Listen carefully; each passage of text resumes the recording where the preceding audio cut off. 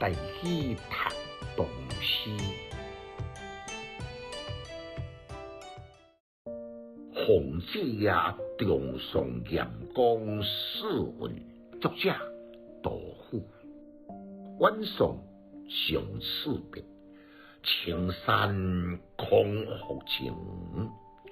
几时摆中罢，沙野月东行。一君乌歌色，三条出入营。江川独归处，一目永残生。简介：西元762年，董叔松驾平，新君董太宗来继位，马上办掉镇守东西两川节度使严武来会见。撇然到蜀都来嫁娶的杜甫，全家备受照顾，所以特别作诗来称别。开头呢就点明讲，既经一程送过一程，一站送过一站，送到200里外的洪志也，来凸显送别的义亲情长。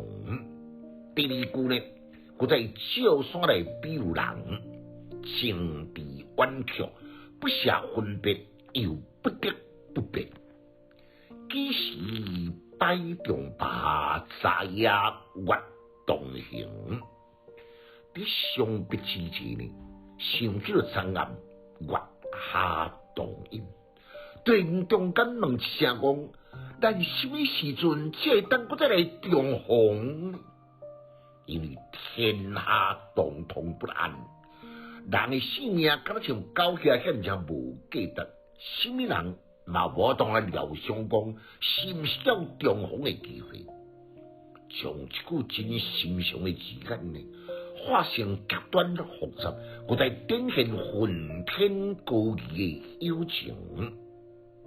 日君乌歌色，三条出入营。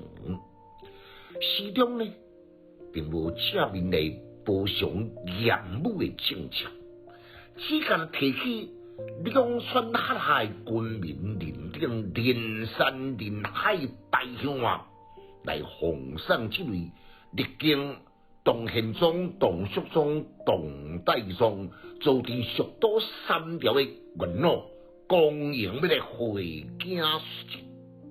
这种呢，按邦兵来赞扬，更加优雅得体。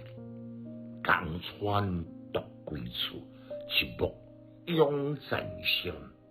这独立呢，唔只是只有分别了的孤单，内面呢也有寡侪含赞丽呢，更加有丰足善良悲凉的心境。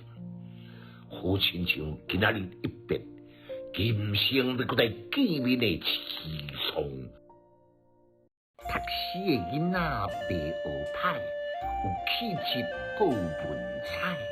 读诗快乐哦！